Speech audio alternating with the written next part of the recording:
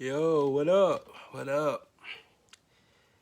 Yeah, I'm back with another episode, and I'm not gonna introduce myself because I already did it.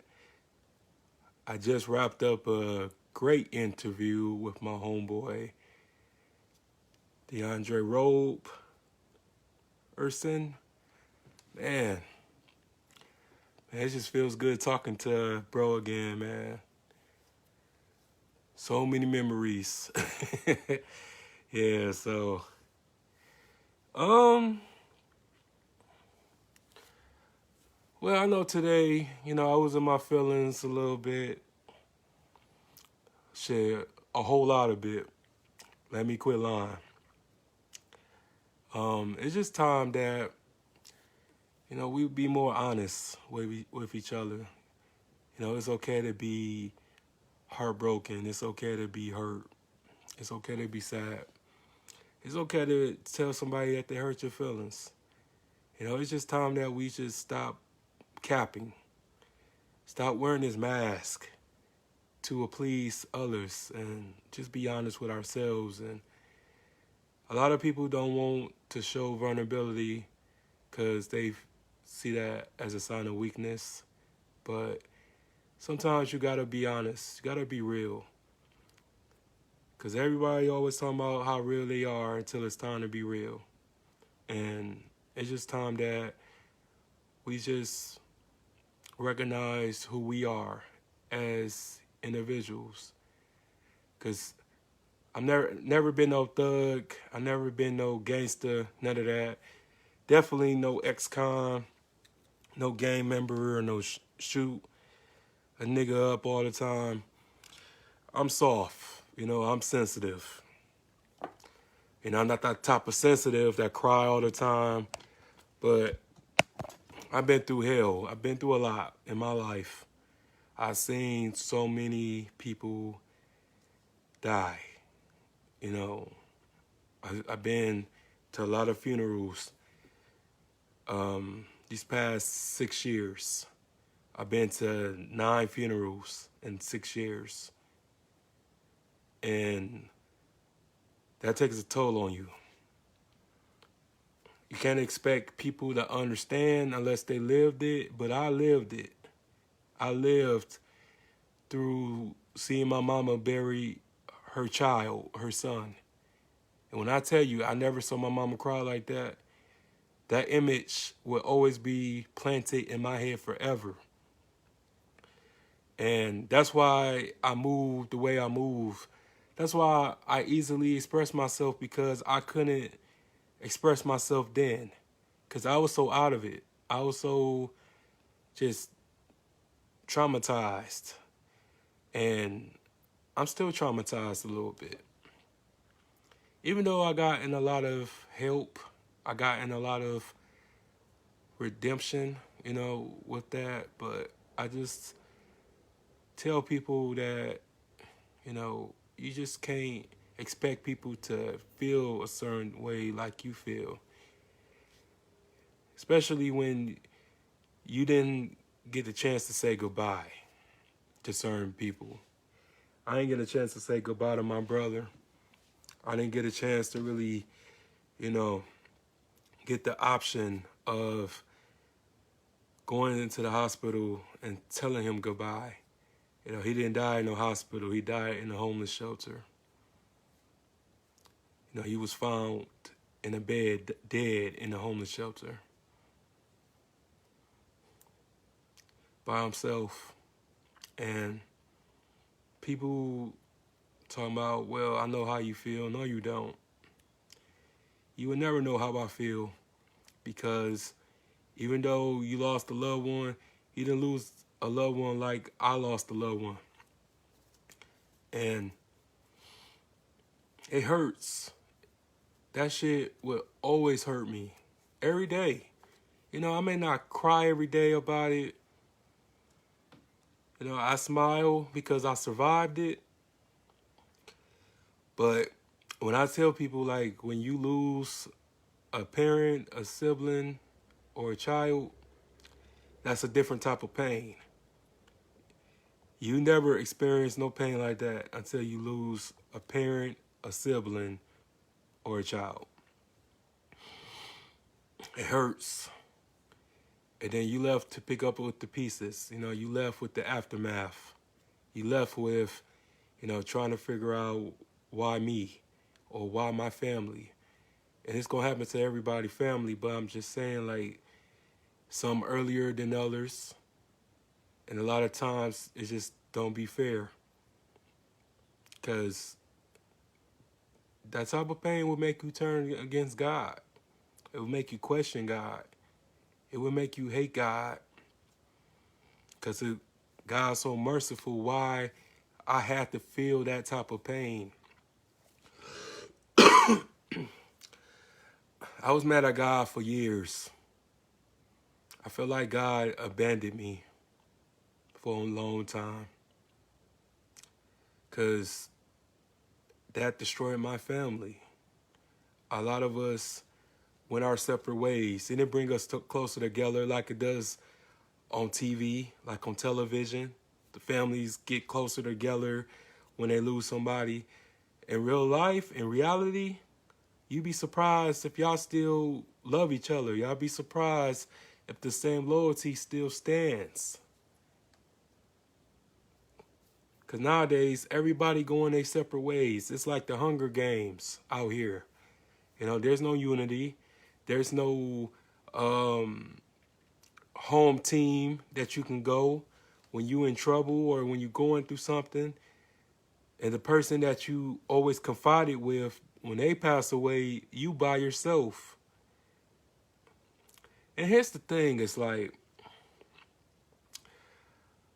when outsiders, try to tell you how to grieve and how to feel about somebody that you love, somebody you've been knowing over the course of your whole life, and 10 years, like I would say that if you have a friendship that lasted over 10 years, that person no longer your friend. They're your family. That's your brother. That's your sister. If y'all been friends for over 10 years, you know how hard it is to keep a friendship for over 10 years without no beef, without no conflict. It's hard. It's tough. Everybody don't understand that. So I would say that I cried like a baby when I lost my brother and I lost Jarrell. That's the only time. I just tell people this all the time. Like, you have no idea what a person saw or heard or felt to be making false accounts and assumptions about what you think that happened. Yes, when people are mad at you, when people are upset with you, of course they're going to make themselves not accountable, or they're not going to hold themselves accountable of what they did to you. And a lot of times, with my brother, like, he never apologized to me about certain things. And just the fact, like, he threw me under the bus over a chick that I was done messing with, that she was for the streets and shit. So I was done with that. I was moved on. I was too busy focusing on my life and getting some money. That's all I always been focused on. Like, nobody and no chick can distract me from getting my money. But it's just like, when you try to go on with your life and try to do you and everything, these people try to start a smear campaign over you, or they hate that you made it out of your situations and your circumstances, that they would try to gain allegiance with the people that you don't talk to anymore. And then they would lie. Or then they would use your secrets. They would use what you told them and trust and confinement and this and that to hurt you. So we all human. You know, everybody makes mistakes. Nobody's perfect. You know, I was just young at the time. You know, I didn't know the rules. There's rules to this life shit. A lot of people don't understand that because they never, got off the porch. They never jumped off the porch. They always been sheltered. And I wasn't sheltered. I had to learn how to grow up fast because I had it hard. I had it tough. And then when you finally, getting things together, because I was broke. I would say I was broke. Yeah. I was broke for like 6 months, 8 months until I was able to get reinstated at my job. You know, I was finally, buying clothes and getting, my wardrobe going and having a little money in my pocket. You know, started to feel good about myself. You know, everything was starting to make sense. And then he passed away. And after that, I just felt like, giving up. I felt like, well, fuck it now. Especially how he died. Like, I was just like, man, fuck this shit. Nothing else matters no more. I don't know how people can say how I was during that period. I can be honest, I was broken. I was hurt. I was gone. The old me was gone. Because you're no longer yourself. You're never going to be the same after that.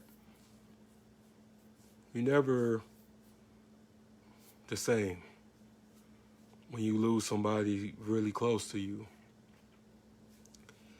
And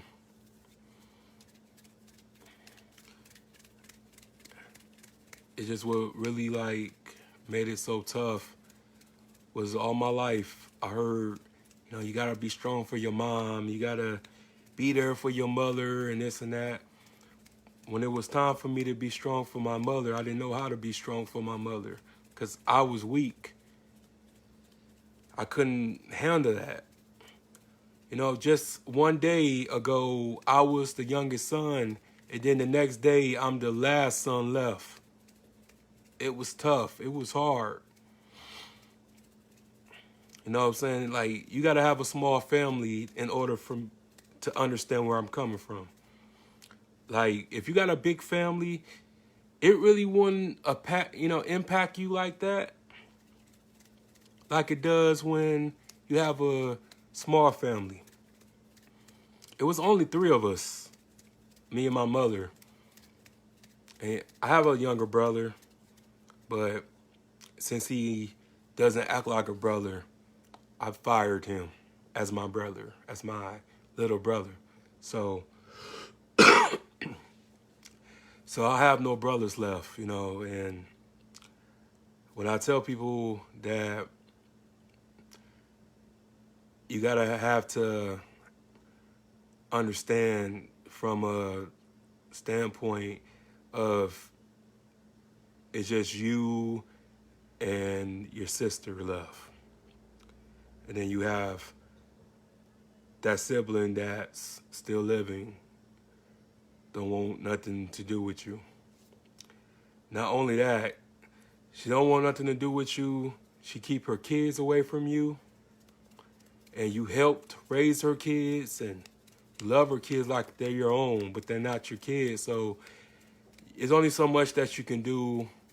There's only so much that you can handle being one person. And sometimes you have to make a decision of either, keep on getting hurt or keep on getting burned or cut or bit,